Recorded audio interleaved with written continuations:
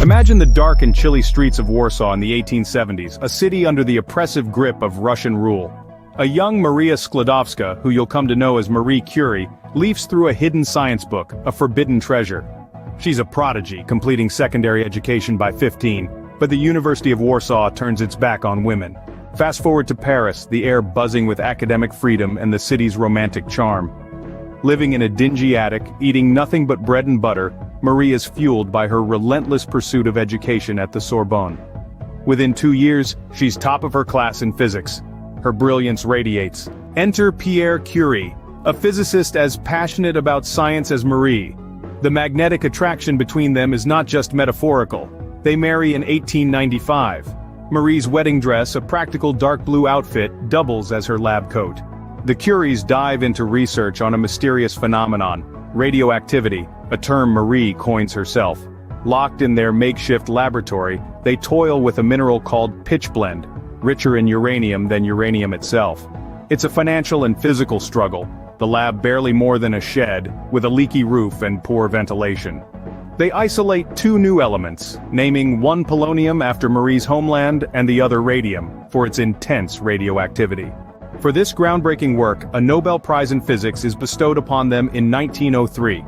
Marie becomes the first woman ever to win a Nobel Prize. However, tragedy strikes. Pierre is killed in a road accident in 1906. Despite grief gripping her, Marie takes over Pierre's teaching post, becoming the first female professor at the Sorbonne. She goes on to win another Nobel, this time in chemistry, standing alone, but unbroken. Yet newspapers choose to scandalize her personal life over celebrating her achievements. Would Marie let society's prejudice overshadow her unparalleled contributions to science? World War I erupts and Marie sees another battlefield, healthcare. She develops mobile radiography units affectionately called Little Curies, saving countless lives on the front lines. Unaware of the health risks, Marie handles radioactive materials with her bare hands. Her health deteriorates, yet she relentlessly works to establish the Radium Institute in Paris.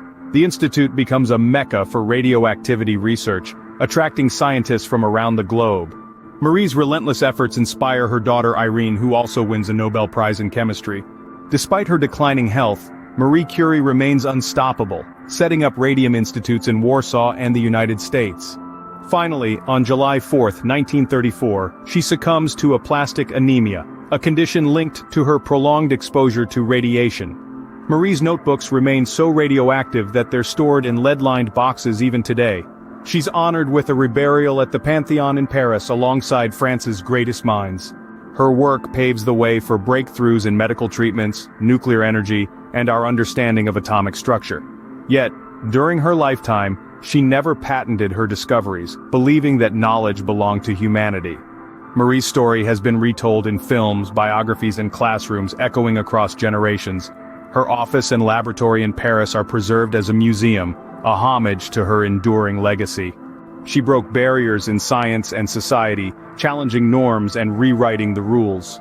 She was both a scientist and a woman in a time when the world struggled to see her as both. Marie Curie's life was not without controversy, but her impact is undeniably transformative. She was a pioneer, a rebel, and a genius who changed the world in irrevocable ways. The legacy of Marie Curie isn't just in her discoveries but in the doors she opened for future generations. Was Marie Curie's life worth the price she paid, and what does it tell us about the sacrifices we're willing to make for progress?